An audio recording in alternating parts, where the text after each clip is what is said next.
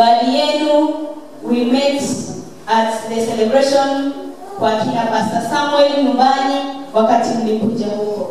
Na nikaona mkiwa watu wazuri sana mkanipendeza. Bwana Yesu asifiwe. Jipigie makofi. Kwa hivyo kwa majina naitwa Berita Mikali Mwoki. Kutoka huko Masinga ya hapo karibu. Nimekuwa na Pastor Samuel kama alivyosema, na kwa wakati kama huu ambao Bwana ametufungulia, tunaenda kushia neno la Bwana mahali ambapo tulisomewa na msomaji aliyekuwa anasoma somo la kwanza siku ya leo. Katika kitabu cha Luka Mtakatifu, kifungu cha 15 kuanzia mstari wa 11 hadi wa 32. Luke chapter 15:11 to 32. And I'm going to read several verses as from verse 18. Verse 18. Luke 15, verse 18. I will arise and go to my father, and I will say to him, Father, I have sinned against heaven and before you. I am no longer worthy to be called your son. Treat me as one of your hired servants. Praise the Lord. Let us pray. Father, it has come, the time, Jehovah, Father, Lord, that you have given unto us, Jehovah, Father, Lord, that we hear from you. We surrender ourselves unto you, Jehovah, Lord. May you talk to us, Jehovah, Father, Lord, as your Spirit will lead us. This is through the mighty name of Jesus Christ, I do pray. Amen. Tunapoingia mahali hapa ambapo tulisomewa na msomi wetu wa kwanza katika kifungu hicho cha 15 cha Luka Mtakatifu. Hiki ni kifungu ambacho Yesu Kristo anawaambia ama anakileta kwetu anapowajibu the Pharisees and the teachers of law. Let us read in Luke chapter 15 verses 1 and 2 tuone hiki kifungu kinatokea kwa nini. Luke chapter 15, 1 and 2. 1 inasema, Now the tax collectors and sinners were all drawing near to hear him. And the Pharisees and the scribes grumbled, saying, This man receives sinners and he eats with them. Kwa hivyo, this text is coming to us after Jesus Christ ameletewa hii complaint ama wanaongea wao wanacomplain kwa nini yeye anakaa na kula na wenye dhambi. Sasa ndiposa analeta hiki kifungu cha 15 ambapo tunaona kuna 3 parables. The parable of the lost sheep, lost coin, na baadaye anamalizia na hii ya lost son. Na ndipo tunasoma siku ya leo. Tukiangalia katika hiki kifungu chetu ambacho tumesoma kuanzia mstari wa 11. Tunaona ya kwamba Yesu Kristo anaendelea. Kwa hivyo Biblia zetu zinatuambia he continued.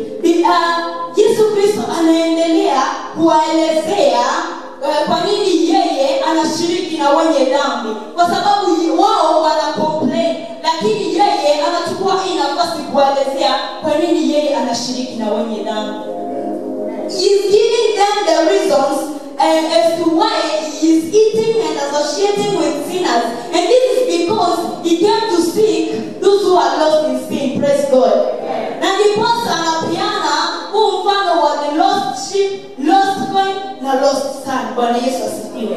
Tukiangalia hiki kifungu tunakijua na tunakifahamu vyema. Vile baba alikuwa na wana wawili, mwana mmoja akaitisha mali yake. Alipoitisha mali yake akapewa, akaenda nchi ya mbali, akaenda kaiharibu hiyo mali yake. Baadaye anateseka, anaangalia afanye nini, anatafuta kazi, anapata kazi ya kuwalisha nguruwe. Anapokuwa hapo, mawazo yake anafunguka macho, anaona kwamba anateseka na kwa baba yake, jinsi kulivyo na watu ambao wanafanya kazi huko na wako na kila kitu. Anapofunguka macho, huyu mwana anaamua kurudi kwa baba yake. Anasema, I will go to my father and say. After saying that, he takes the action. Anaamua kurudi. Kitu cha kwanza ambacho ningependa tuelewe katika hicho kifungu ni ya kwamba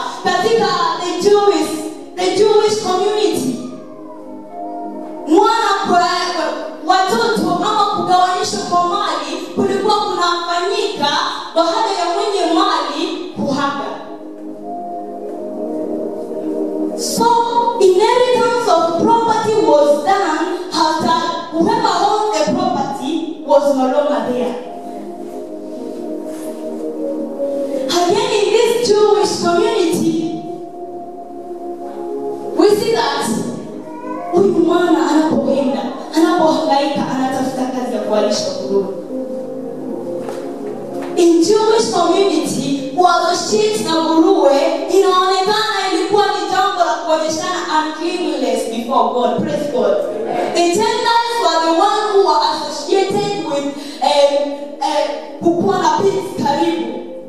Now Gentiles ukiangalia katika Biblia, yalikuwa watu ambao hawakuwa wanamjua Mungu, watu ambao walikuwa wameenda kando na Mungu. Yaani ukisikia chiu unasikia ni mtu ambaye ako karibu na Mungu, si ndio? Ukisikia Gentile huyo ako kando. Kwa hiyo huyu mwana kwenda kushiriki na nguruwe ni kama kuonyeshana aliyepotea anayeenda kando na kulingana ile inalingana. Anayeenda kando na matarajio ya Jews. Tuko sawa? Tuko pamoja? Bwana Yesu asifiwe. Basi tunapoendelea kulifikiria hilo jambo, nimefurahishwa sana na your theme 2025. Fulfilling God's mission and mandates. Fulfilling God's and which is ambayo ni make disciples of all nations. Bwana Yesu asifiwe. Bwana Yesu asifiwe. The mandate, make disciples. Do what? Baptizing. Na hizo basi hapo chini zinaendelea teaching na mambo mengine hapo. So what is our mandate? We are making disciples of all nations. That is our mandate as the church of the Lord today. Praise God. Yes, the church of Murera. That is our mandate that God has given unto us. It is not a request, it is a mandate. And now, we've been called to make disciples. It is our mandate. Making disciples, kama nilivyosikia, ni kama mkienda kwa hizo ibada zenu ambazo mnakusanyika huko, mnatembelea wengine, mnawahubiria neno la Mungu, mnawaleta upande huu ambao nyinyi mpo. Lakini nina jambo moja ambalo Mungu amenituma kunena nani siku ya leo. Bwana Yesu asifiwe. Tunapoenda ku make disciples, who are we? Who are we? Can you look at a friend near you and ask him or her, who are you? Mwangalia aliye karibu nawe, muulize wewe ni nani? Who is a disciple? Nilipokuwa nasoma neno la Mungu in the New Testament, several books are telling me a disciple is an imitator. A disciple is a learner, learning from Christ. An imitator, imitating Christ. A follower, following Christ. So what are we going to do in the villages? We are going to make people disciples of Jesus Christ. People who will imitate Jesus Christ. People who will follow Jesus Christ. And people who will live according to Jesus Christ. Before we do that, who are we? You yourself, you are going out to make a disciple. Who are you at first? As I was reading another book, a scholar wrote and said that a disciple is a Christian in action. A disciple is a Christian in action. Again, who is a Christian? A Christian is that person who was surrendered unto Jesus Christ, who is saved by grace. Praise God. Yeah. That is what we refer to as Christian. So when we say disciple, this is a Christian in action.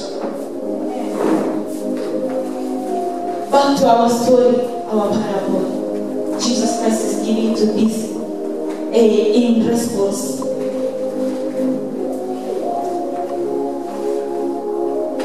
If first a disciple is an imitator of Jesus Christ, is a follower, is a person of living according to Christ. And if again a disciple is a Christian in action. And we are going how to make these disciples who have we helped ourselves by ourselves. Sisi kwanza tumekutana na huyu Mungu, tumemjua, tunamfahamu, tunamfuata, tunasoma kutoka kwake, tunakaa maisha ambayo yanampendeza, ndiposa twende tukawaambie wengine. Bwana Yesu asifiwe. Amen.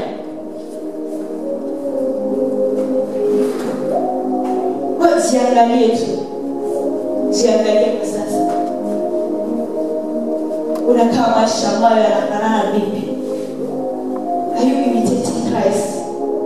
Are you learning from Christ? Maisha yako ya kila siku yanafanana nani? Yanafanana baba yako aliye mbinguni ama yanafanana nani? Tukirudi katika Luka mtakatifu mstari wa 11, tunaona ya kwamba mtoto ndio huyu ameomba mali kwa baba yake, na kama tulivyosema kuomba mali baba yake akiwa hai ni jambo la kushangaza, kwa sababu in Jewish community we have said that until whoever owned the property died, it is when the property was divided. Mwana ndio huyo ameomba mali kwa baba yake akiwa hai. Hiyo ni kama kusema mimi sikuhitaji baba yangu, sikuhitaji tena, nahitaji mali ulio nayo. Sisi kama Wakristo wa AIC Murera tunaishi vipi? Tumekaa maisha kivipi? Kama tumekaa tunataka Mungu atubariki, lakini hatumhitaji Mungu mwenyewe. Mungu sikae nami kaa hapo, lakini nibariki mimi. Do you have a good relationship between you and your Father? Your Father who is in heaven is God. What is the relationship between you and Him? Are you denying Him and you want whatever is from Him? That is rejecting Jesus Christ. Kama huyu mwana anavyofanya, hamtaki babake mzazi akiwa hai, lakini anataka mali zake. Kwa sababu kusema nipe kile changu ni kama kumuuliza unangojea nini? Ungekuwa umeaga tugawane hii mali ndio tunataka. Uhusiano wako na baba yako aliye mbinguni uko vipi? Inaweza kuwa hauna uhusiano mwema naye, lakini unataka Mungu akubariki, unataka katika maombi yako ukienda tu mbele za Bwana, maybe unaenda tu mbele zake on Sundays ukipita kanisani. Mungu angalia familia yangu, Mungu angalia kazi yangu, Mungu tazama nilivyo, naomba hivi na hivi na hivi, lakini hutaki kuwa na uhusiano na yeye. Wapendwa katika Yesu Kristo, ni sharti tuwe na uhusiano mwema na Yesu.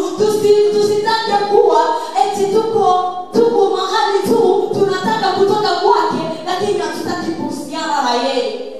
Ni mpaka tuwe na uhusiano mwema na huyu Yesu, ndipo tunapoenda mbele zake ikakuwe kuna hiyo breakthrough. Praise God.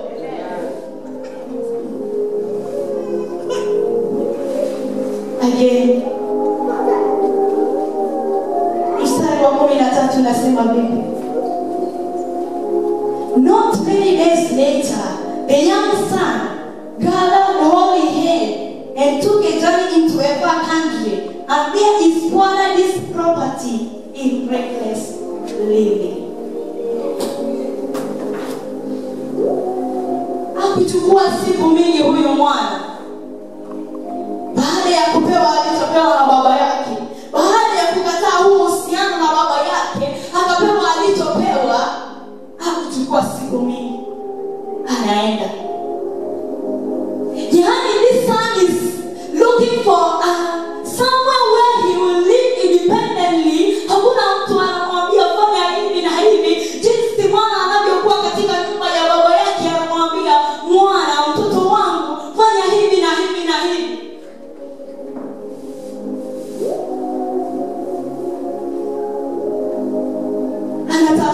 maisha tu. They will live independently.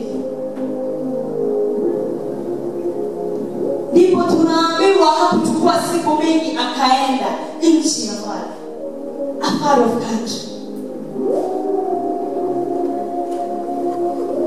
Hilo linatuonyesha nini siku ya leo? Hatutamani kukaa katika uhusiano na huyu Yesu.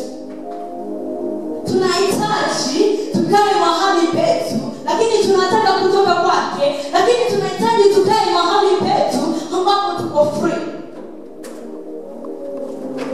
Kumbuka kwanza Yesu Kristo alipokufa msalabani na akarejesha ule uhusiano kati ya binadamu naye. That is enough freedom ambayo tunafaa kuwa satisfied, because we can approach him at any time. Hakuna kizuizi kati yako na yeye. Lakini sasa tunatafuta uhuru mwingine, uhuru ambao kama baba anavyoenda na kumwangalia mwana wake anamwambia hili umefanya si mzuri, wacha hili, anamwambia hili ni nzuri, endelea mwana. That is how fathers bring up children.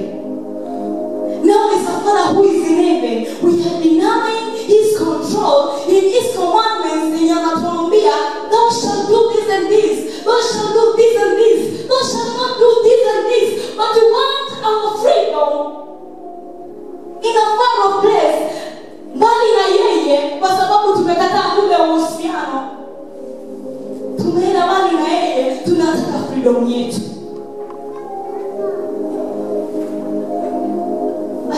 Kuambiwa, thou shalt not bow before any other God. Hatutaki kuambiwa worship no other God but me. Hatutaki hizo rules za baba yetu. Tunataka tukae maisha ya kiyetu, maisha yetu sisi.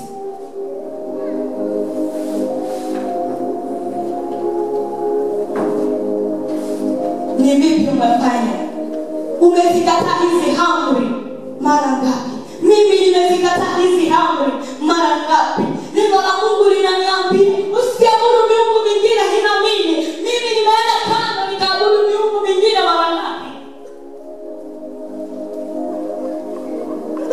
Neno la Mungu linaniambia mpende jirani yako kama unavyojipenda wewe mwenyewe.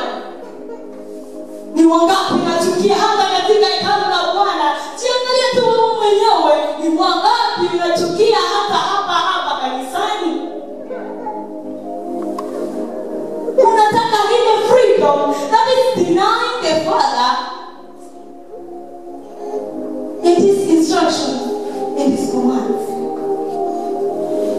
Umeenda kando na yeye, umeenda mahali pako, hautaki zile amri zikuwekea mipaka.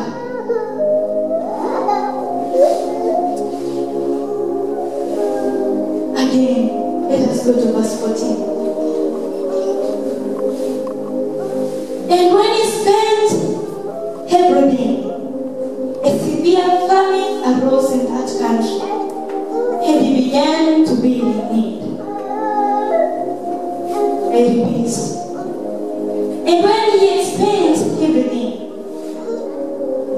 a severe famine arose in that country, and he had begun to be in need. Kwanza tulikataa uhusiano sisi wenyewe na Bwana wetu. Pili tumejitenga, tumeenda kando. Tunaona yani tunaweza kaa independent life because we have what we want to have in this life. We have all what we have gathered at our own efforts. Yani tunajiangalia. Wajua huyu mwana baada ya kupewa na babake urithi wake, yani anajiona kuna mali zozote ambazo anahitaji kukaa katika huu ulimwengu. Hamtaki baba. Sababu alisema hafe kwa kumuitisha mali yake. Akatoka akaenda akae independent life. Anaona kuna kila kitu sasa. Hakuna mali, ambazo amekawiwa. So he can sustain himself in this life with no need of the Father. Lakini tunaona vipi? Kukaja ukame na njaa ikaja. Hii ni baada ya huyu mwana kutumia mali zake.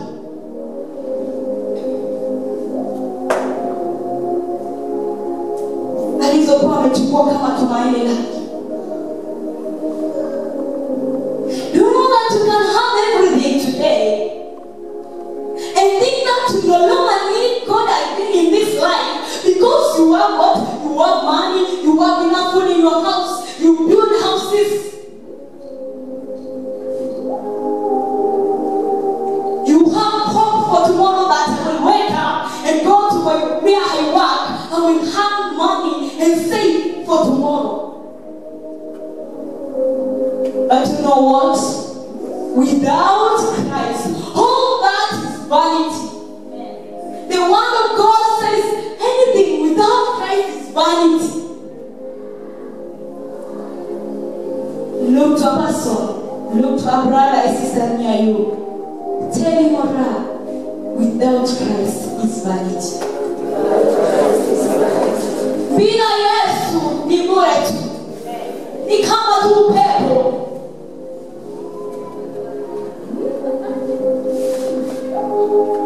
Mwana mpotevu amekichukua na mali zake ameenda. Ameweka akili yake hapo. Ameona haitaki jambo lingine, haitaki chochote kile. Kwa maana atazifurahia hizo mali kwa maisha yake. Hata hamtaki baba yake. Hatutaki uhusiano na baba yetu aliye mbinguni. Tumeenda na kutengeneza maisha yetu kando. Tunafikiria mali tulizo nazo, chochote tulicho nacho kitatuweka kwa hii maisha. Lakini bila Yesu hayo yote ni bure.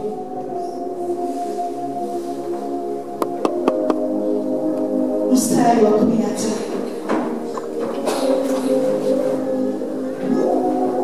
So he went and hired himself out to one of the citizens of that country, who sent him into his fields to feed pigs. So he went and hired himself out to one of the citizens of that country, who sent him into his fields to feed pigs. Verse 16. And he was longing to be fed with the pods that the pigs ate, and no one gave him anything.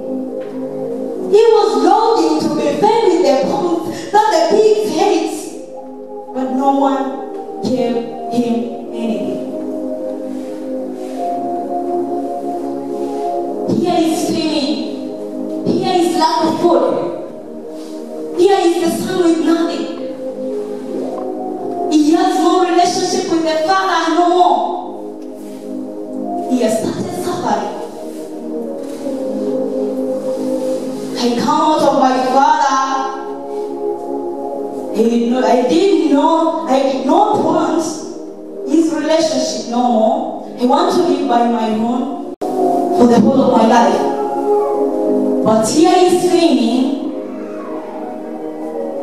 Here is lack of food. Mambo yanakuja, mali ulizokuwa umeweka tumaini lako ndani yake zinaisha, unaanza kuhangaika. Jambo tu linatokea mahali ulikuwa umeweka your hope in what is happening, it'll get finished. What's next? You start wondering here and there. Unaanza kuhangaika, kuzunguka, unatafuta mahali pa kutoa tumaini tena. Unatafuta mahali pa kutoa hope tena ya kuishi. Unaenda kwa zile mambo ambazo Mungu hataki, unaanza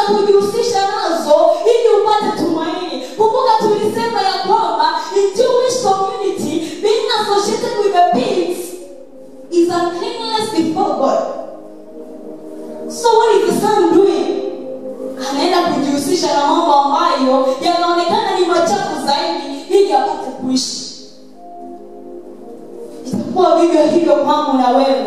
Tunapomwacha baba yetu, tunapoweka tumaini letu katika vitu tulivyo navyo, kwa muda zinakuja zinaisha, tunaanza kuhangaika.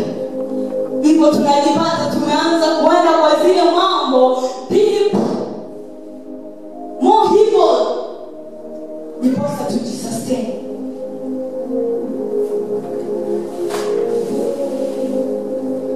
Hayo yote ni kwa sababu tulimwacha baba yetu, tukakataa uhusiano na yeye, tukapenda kuishi maisha yetu kitofauti bila yeye. Hivyo tumuhitaji tena, tunateseka sisi sasa.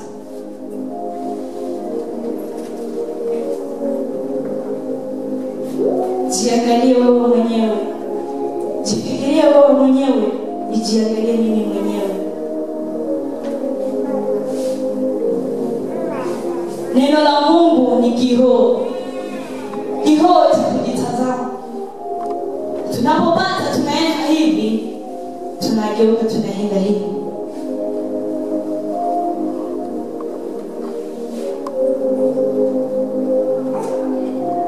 Ingawa huyu mwana alienda na kufanya hayo yote, na hayo yote yakampata, kuna jambo ambalo linamjia.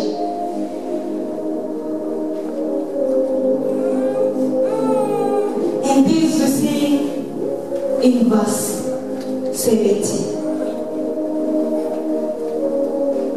Verse 17.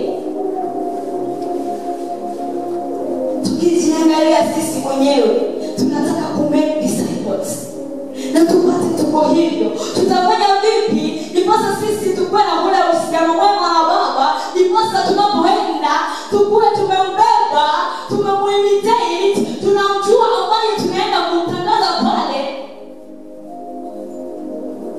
na tukafanyia wengine hata impact even through our whole lives, because we are going to outlive our lives as for Christ.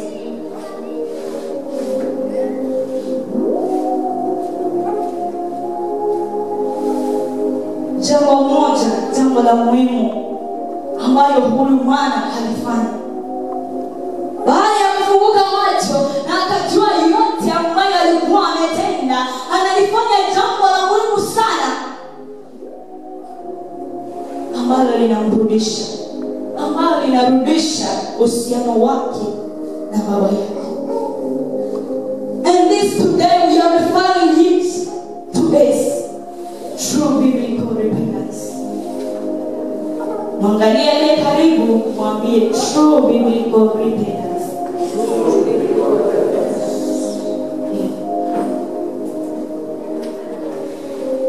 We can be pretending to each other here that we are so holy. We can come before here, in front here, and be singing ni wewe Bwana.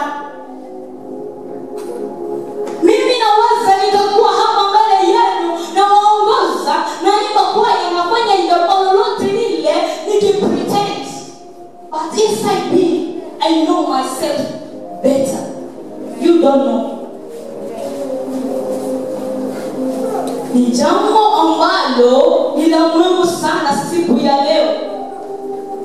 Ukajifikiria wewe mwenyewe, mimi nikajifikiria mimi mwenyewe, nikaacha kujidanganya na kudanganya watu hapa mbele, na nijirudie mimi mwenyewe nione this parable of the prodigal son,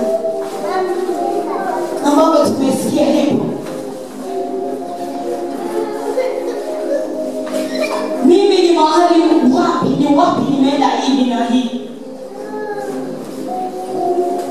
na nikapata kuja mbele za Bwana and truly repent.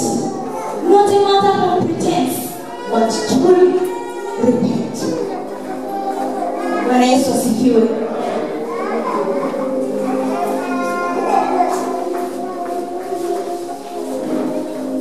Katika mstari wa 17, but when he came to himself, he said, how many of my father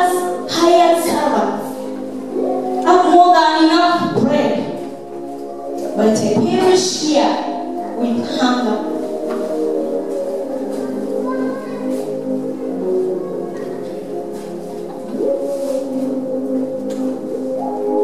We are talking of true biblical repentance. Huyu mwana amejirudi yeye mwenyewe, hivyo kufikia kutubu kwa kweli mpaka wao mwenyewe hujirudi. In other words, I'm saying that this son self-recognized himself. So there is need of self-recognition, and you stop pretense before the other people, and you know this is your life, and this life you are living, it is yours. Usiano wako na baba yako aliye mbinguni uko vipi? Usijidanganye wao mwenyewe jirudi. Self-recognition. The first point. So let's obtain true biblical repentance. Self-examine yourself. Be to your senses.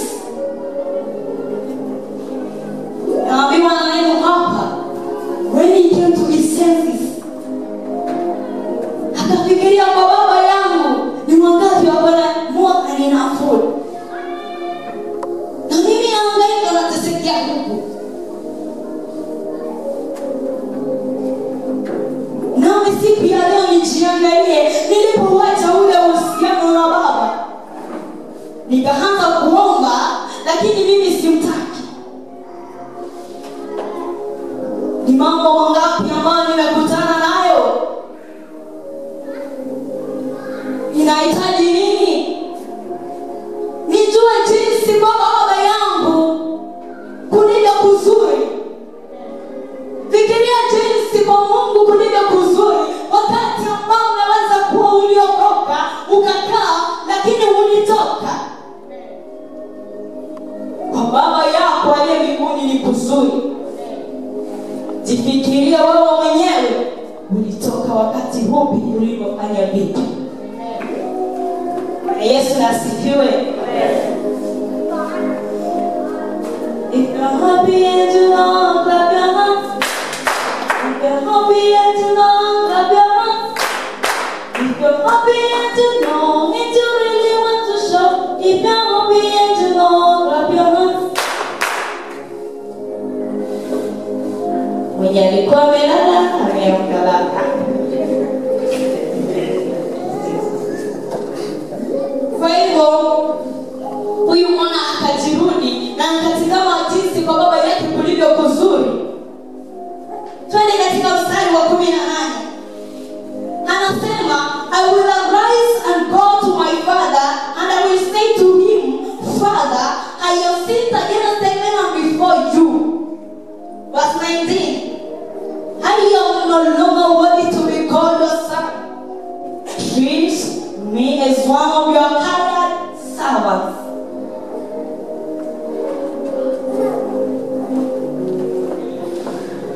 I will arise and go. Hii inatuonyesha vipi? Hata huyu mwana kujirecognize yeye mwenyewe na akajidhamini yeye mwenyewe, vile anavyoenda na akaamua akasema I will arise. I will arise and go. What is that? A change in direction. He was going this way. Akiendelea huko kuteseka, akiendelea huko kukaa, akidhani yeye atajikimu mwenyewe na kuishi.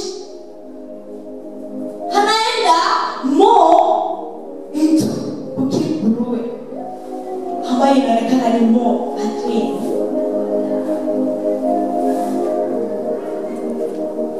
Hata kujirealize hivyo, haendelei kukaa hapo, anachukua hatua ambayo ni a change in direction, where he say, I will arise.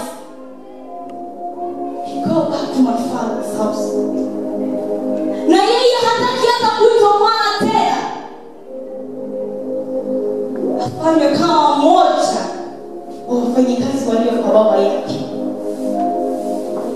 21. And the son said to him, Father, I have sinned against heaven and before you. I am no longer worthy to be called your son. Verse 22. But the father said to his servants, bring quickly the best robe and put it on him. And put a ring on his hands and shoes on his feet. And bring the fattened calf and kill it, and let us eat and celebrate. For this my son was dead and is alive again. He was lost and is found. And they began to celebrate. Praise God.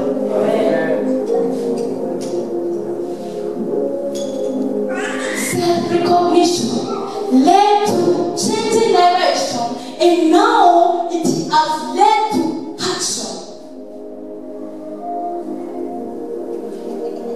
He had lost and started the journey back to his father's house.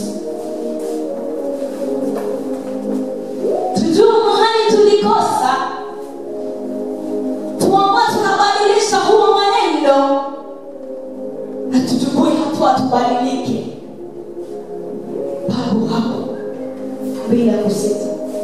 Bwana Yesu asifiwe. Mwana mpotevu akawa anaenda zake, anakaa maisha yake baada ya kupewa mali. Lakini baada ya hivyo, he came to his senses. Akajua ya kwamba kwa baba yake kuna mengi mazuri. Akaamua atarudi, na anachukua hatua. Sasa anarudi. And then we can see, yes, yani ni kama ame-rehearse venye anaenda kusema kwa baba yake. He is fit. Anafili venye amekosa mbele za baba yake, mpaka akiwa huko anasema venye ataenda kumwambia baba yake. Na akifika, ndio huyu anayesema yale maneno. Mwana mpotevu anatuonyesha njia ya kweli ya kutubu. Bwana Yesu asifiwe. Sisi tukishajiangalia na kujitizama katika maisha yetu, ni mambo yapi ambayo tumeenda kando na mapenzi yake Bwana? Ni vipi tunataka kukaa independent lives without this Christ? Kwa baba yetu kuna mengi mazuri.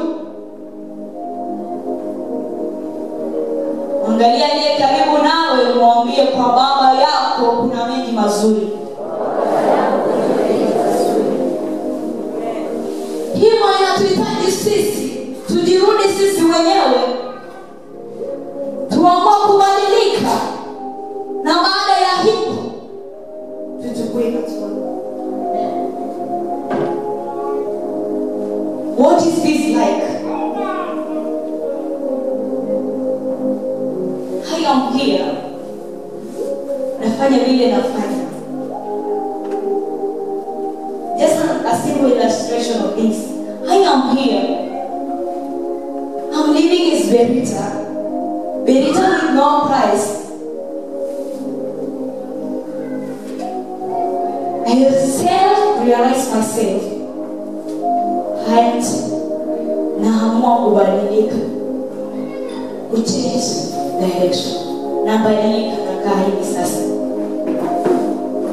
Baada ya kuamua kubadilika nikaa hivi, nachukua hatua, narejesha kule uhusiano wangu na baba yangu. Bwana Yesu asifiwe. Hivyo tunapotaka kwenda katika vijiji to make disciples of all nations, let us self-examine ourselves. How are we before the Father? Bwana Yesu asifiwe. wenyewe. Unajua kwa wakati mwingine tunaweza kuwa tunajidanganya na tunadanganya watu hapa sana. Hilo halina haja. Pretense will not help you. Pretense will not help me. We can pretend here when we are singing worship God. I am praying, but inside me I know me. I know myself better. It doesn't matter what pretense.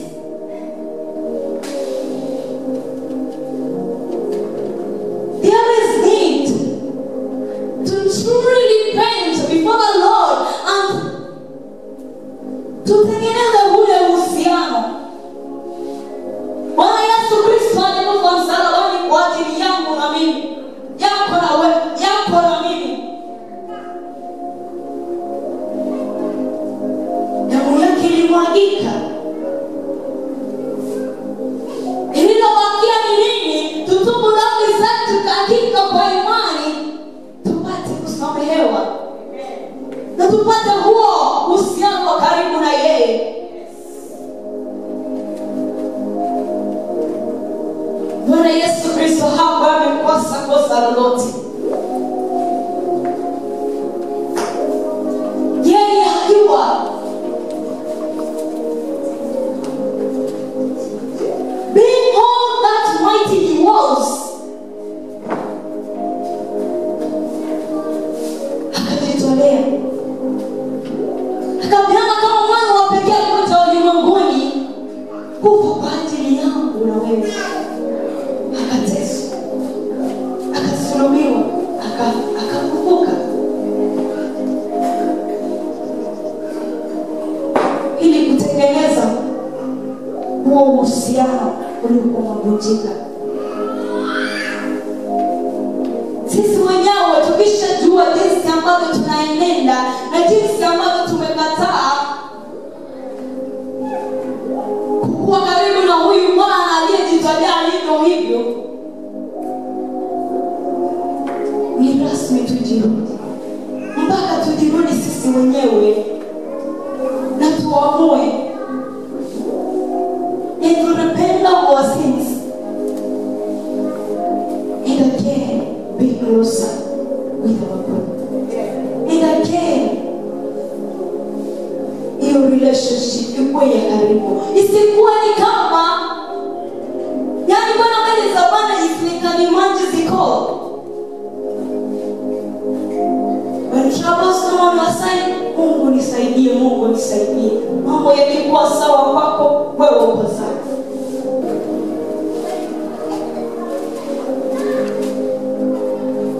Siku ya leo, before going to the villages to fulfill the Great Commission, the mandate which is given to us to go and make disciples of our nation, kuna haja sisi wenyewe tujitizame na tuone, are we really imitating this Christ? Are we living life according to him? Ile yeye anapendezwa.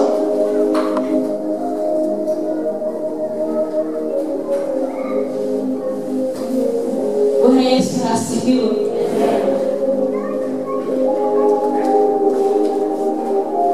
Siku ya kutubu ni leo, kesho hujui ni vipi.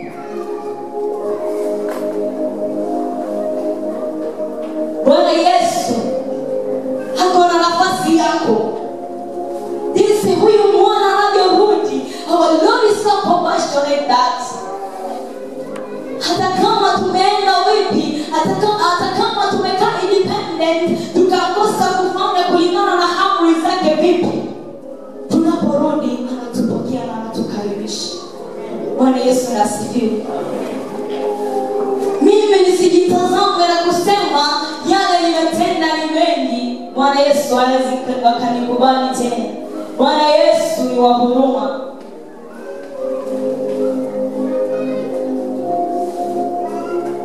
Ukijiangalia usisubiri kesho, siku ni leo. Na kwamba tukatubu dhambi zetu na kumrejea huyu Bwana. naye ataturejea. Ndiposa tunapotoka hata katika villages, tukuwe sisi wenyewe ya Christians.